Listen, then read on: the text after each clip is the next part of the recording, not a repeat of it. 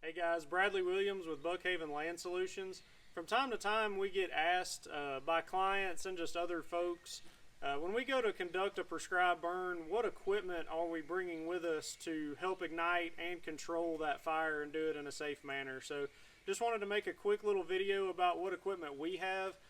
This video is in no way to say that this is what you have to conduct a prescribed burn.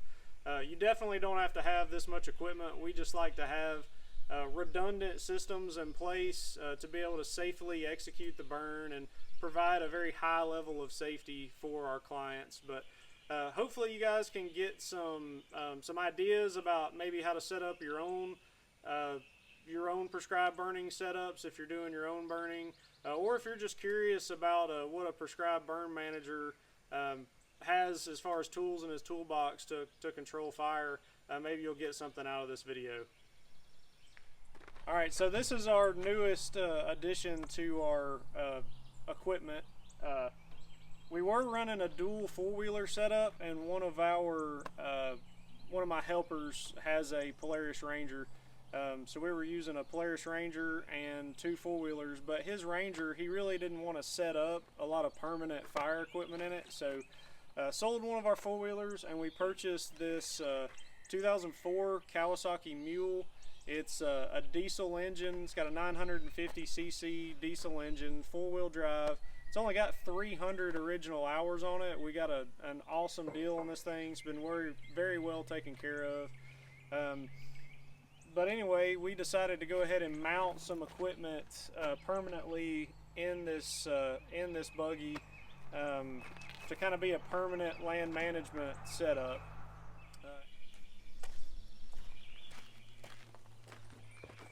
Alright, so this mule is rated to carry 1,100 pounds in the bed, and it's got plenty of power, does a great job pulling all of this, but we're pretty maxed out on bed capacity, and it still does a great job.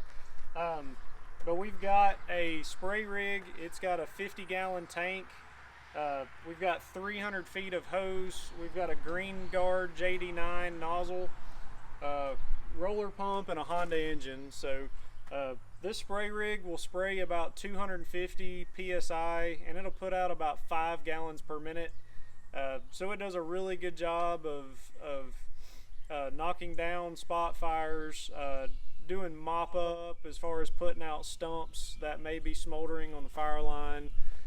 It can spray about 30 to 40 feet, so if you've got a short snag that's just started to catch, you can soak that snag down and maybe save yourself from having to fell that snag. But this spray rig is kind of a dual purpose item. We can use it for fire control, and we can also use it for invasive species treatment. Of course, when we run herbicide through this thing after, we always triple rinse the whole system, run a spray rig cleaning solution through it, and rinse it again to make sure we're not transporting any herbicide to a site that we're going to burn on and it just has water in it. So this has been a really handy addition to our setup. In addition to the spray rig, behind it, I'll go on this side. Behind the spray rig, we've got a Echo backpack blower. This is the strongest backpack blower on the market that's commercially available. This blower is so strong that it will actually extinguish a fire up to about 2 feet flame lengths. It'll easily blow out a backing fire and flanking fire. Small head fires, it will actually move so much air so quickly across that fire that it cools it enough to actually extinguish it. And then of course you can use it to remove leaf litter and other fuels ahead of a fire to extinguish a spot fire or to clean out fire breaks. So that's actually probably the most handy tool that we have for fire control.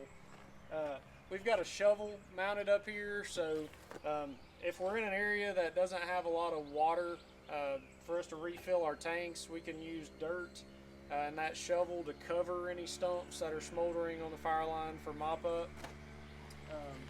We carry an extra drip torch in there. We carry a 2-stroke fuel for our backpack blower. We carry a McLeod tool. You know, for safety for the safety aspect, it's really important to us to have redundant systems.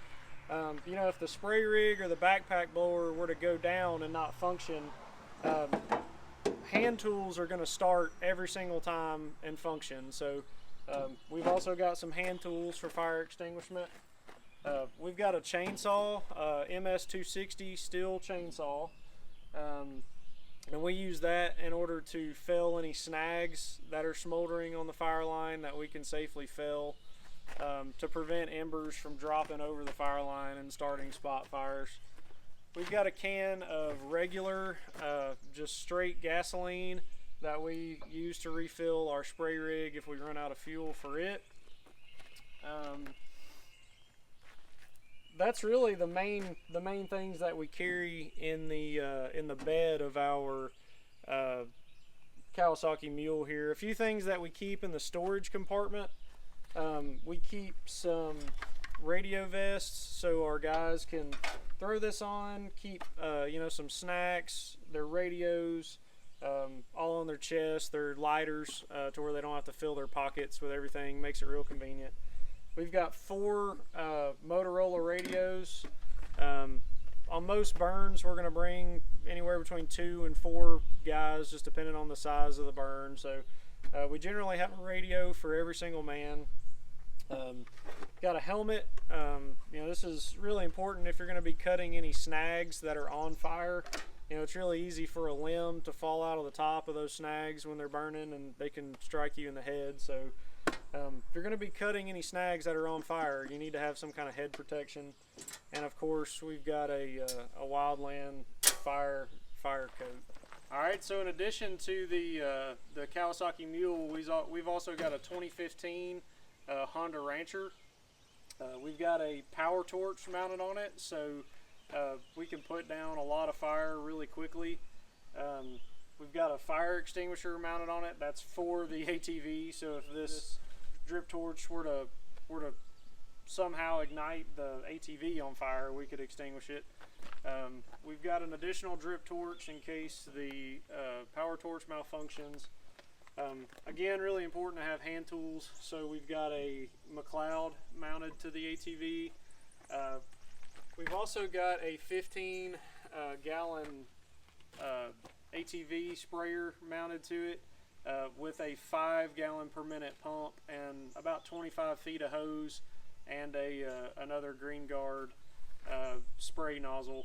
And it's also dual purpose. We can run herbicide through it, or use it as a backup to this spray rig, or if you're in a different area and you see a little stump smoldering on the fire line and you could spray it real quick after you ignite, that's what that's for. So like I said, 2 of our other helpers also have Polaris Rangers. They don't have any equipment mounted to them. They just bring them.